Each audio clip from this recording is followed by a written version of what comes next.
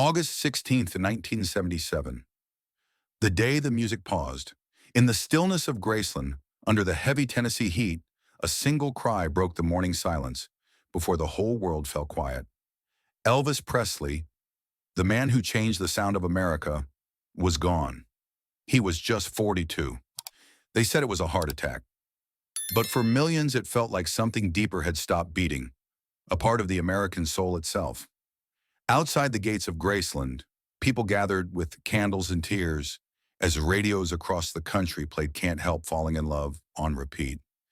In diners, gas stations, and small-town porches, the same question echoed through the static. How could the king be dead? Elvis wasn't just a singer. He was a revolution wrapped in velvet and pain. The sound of rebellion, of tenderness, of something that felt infinite. From the poorest corners of Mississippi to the grandest stages of Las Vegas, he had carried a generation on his voice. He made the world dance, but he also made it dream. He was the bridge between the sacred and the wild, between gospel and rock, between what America was and what it wanted to become. But behind the glimmering suits and the flashbulbs, there was a man who had given too much, a man who could make the world fall in love, but never truly save himself. When Elvis Presley died, America didn't just lose its greatest performer, it lost its innocence. And as night fell on Memphis, the crowds outside Graceland began to sing softly, "Love Me Tender," a hymn for a man who had loved too deeply, lived too fast, and left too soon. Long before he became the king, Elvis Aaron Presley was just a poor boy from Tupelo, Mississippi. He was born on January 8, 1935, in a tiny two-room house built by his father's hands. A house so small that every cry, every prayer, every dream echoed through its thin wooden walls. His twin brother Jesse was stillborn, and from that day on his mother Gladys held Elvis a little closer, as if she feared that God might take him too. They were dirt poor, the kind of poor that leaves marks on your skin and your soul. But what they lacked in money, they made up for in music. In the small churches of the South, surrounded by voices rising in gospel harmony, Elvis discovered something divine. That sound could lift pain, that rhythm could heal sorrow. He would stand near the front pew, watching the singers sway, eyes wide, absorbing every note as if it were salvation. When he was 13, the family moved to Memphis. The city was alive with music, blues drifting from Beale Street, gospel echoing from Baptist churches, and the early rumble of what would soon be called rock and roll. Elvis was shy, polite, and painfully modest. His classmates barely noticed him, the quiet boy with slicked back hair and secondhand clothes. But when he sang, something happened. The voice that came out of that thin frame didn't belong to a boy. It belonged to something older, something ancient, a blend of gospel sorrow and Southern grit. He got his first guitar for his 11th birthday. It wasn't much, just a cheap instrument, but to him it was everything. He would sit for hours picking out melodies, teaching himself chords, finding in those strings a voice that words alone could never express. In 1953, working as a truck driver, he walked into Sun Records to record a song as a gift for his mother. Sam Phillips, the owner, barely looked up until the boy started to sing. There was something raw, pure, impossible to define. Phillips would later say, "I wasn't looking for Elvis, but when I found him, I knew he was what I'd been waiting for. A white boy who could sing like a black man and feel like both." In that single moment, the course of American music shifted. The boy who once sang to God in a church full of strangers was about to sing to the whole world. What happened next wasn't fame, it was an explosion. By 1956, America had a new sound, a new heartbeat, and a new name on everyone's lips: Elvis Presley. When Heartbreak Hotel hit the airwaves, everything changed. His voice was rough and tender at once. Gospel soul tangled with raw desire. Teenagers went wild, parents were horrified, preachers called him the devil's instrument. But Elvis didn't care. He wasn't trying to change the world. He was just being himself. And yet, by doing exactly that, he did change the world.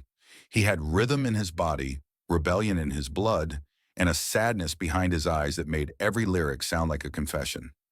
Television couldn't contain him. When he first appeared on The Ed Sullivan Show, 60 million Americans tuned in. He sang, he smiled, he moved. Those infamous hips, and an entire generation forgot how to breathe. They called it scandal.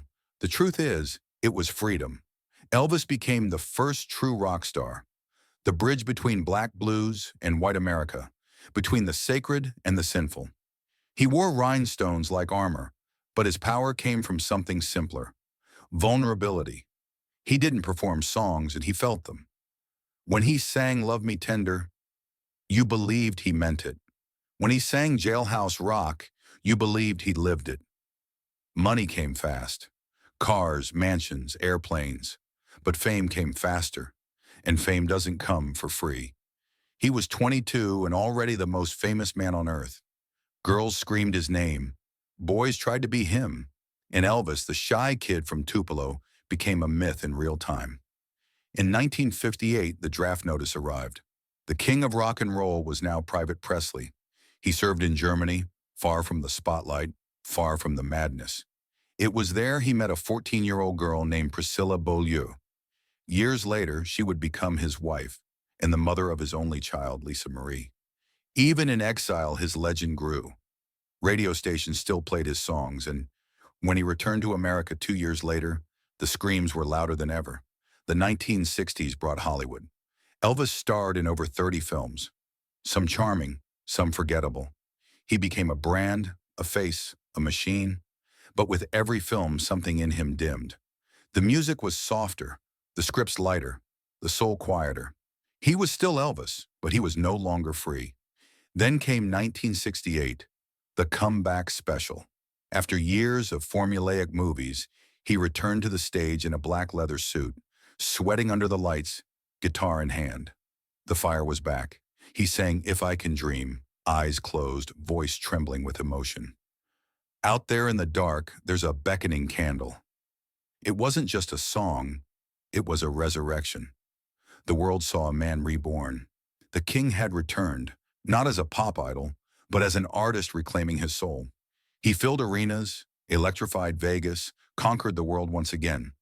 But deep down, the loneliness never left. He stood on stage before tens of thousands of fans, adored, adored, adored. And yet, when the lights went out, there was only silence. Behind the glitz of Las Vegas, behind the sequined jumpsuits and the standing ovations, there was a man who longed for something real. A moment of peace, a simple life that fame would never allow. And while the audience saw glory, Elvis saw a cage made of gold. Every legend comes with a price. And for Elvis Presley, that price was everything. By the early 1970s, the king was at the height of his fame, but the edge of his strength. The concerts were bigger, the lights brighter, the applause endless. But behind those rhinestone suits was a man fighting to stay upright. He was exhausted, addicted to sleeping pills, painkillers, stimulants, anything that could keep him running. The same body that once made the world tremble now needed chemicals just to keep moving. Fame had become a prison, and Graceland its golden cell. Everywhere he went, there were cameras, guards, fans, and noise. Never silence, never peace. He ate alone, slept little, and surrounded himself with friends who loved him, but also lived off him. He was generous to a fault, giving away cars, jewelry, houses, and money as if he were trying to buy back something he'd lost long ago. Maybe time, maybe love, maybe his own soul. Priscilla had left by then. Their marriage, fragile from the start, had cracked under the weight of the empire. She loved him, but she couldn't save him. No one could. After the divorce, Elvis grew quieter, more isolated. The sparkle in his eyes dimmed. He still performed, more than 100 shows a year, but each performance took a piece of him. He would smile on stage, joke with the audience, sing Suspicious Minds with Fire, and then collapse backstage, drenched in sweat, breathing heavily, his heart struggling to keep up. The Vegas years were both triumphant and tragic. He reinvented the idea of a concert, mixing rock, gospel, and spectacle into something the world had never seen. But the man who sang I Can't Help Falling in Love was falling. slowly, painfully, silently. His health declined, his body swelled, his voice sometimes cracked, but his will, that stubborn, burning will, never gave up. He was still trying to reach something beyond himself, something the spotlight could never touch. Friends remember that he prayed every night, not as a star, but as the same poor boy from Tupelo who once sang in church. He prayed for forgiveness, for peace, for rest. But the world didn't want him to rest. The world wanted the king, even if it killed the man. By 1976, he was unrecognizable, overweight, medicated, and haunted by insomnia.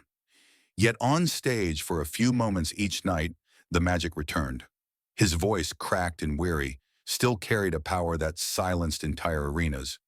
When he sang Unchained Melody during his final tour, his hands trembling on the piano keys, there was a sacred stillness in the room. It was as if he already knew it would be one of his last songs. He sang it like a goodbye. Behind the final smile, behind the applause and the roses thrown at his feet, Elvis Presley was fading. He had given the world everything, and the world, without realizing it, had taken it all. The boy who once sang to lift others out of pain had been buried under his own. And yet, even as he slipped away, there was grace in his fall. Because he had lived like his music, fast, bright, and burning, too human to last forever. When the news broke that Elvis Presley was gone, the shock rippled across oceans. People cried in cars, in factories, in kitchens.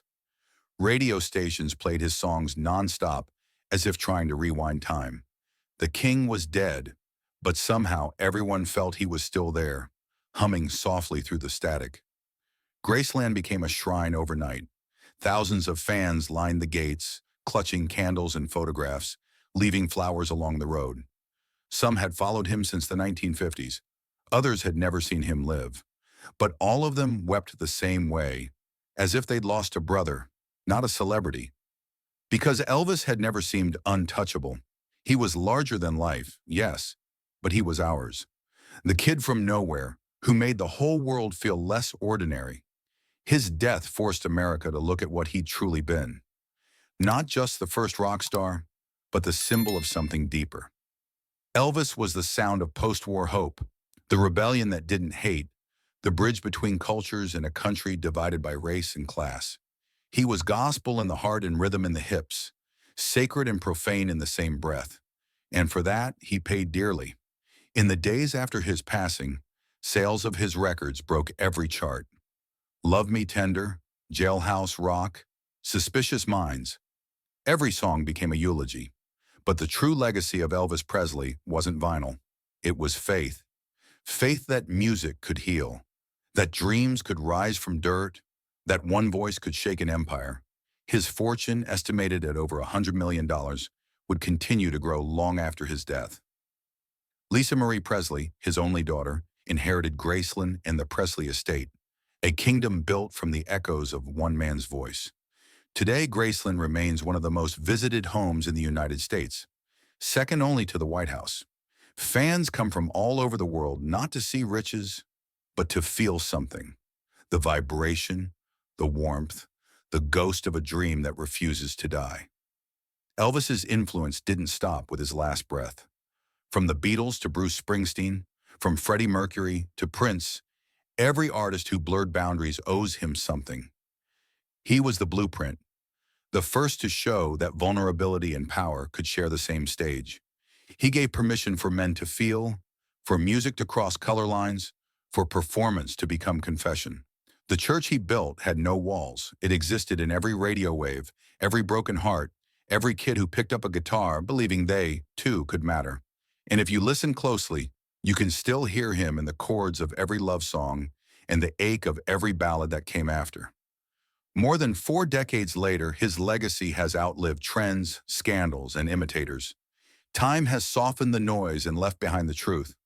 Elvis Presley was not perfect. He was human. And that humanity, raw, flawed, incandescent, is what makes him eternal. For millions, he remains the American dream personified, born with nothing, left with everything, and yet always searching for peace.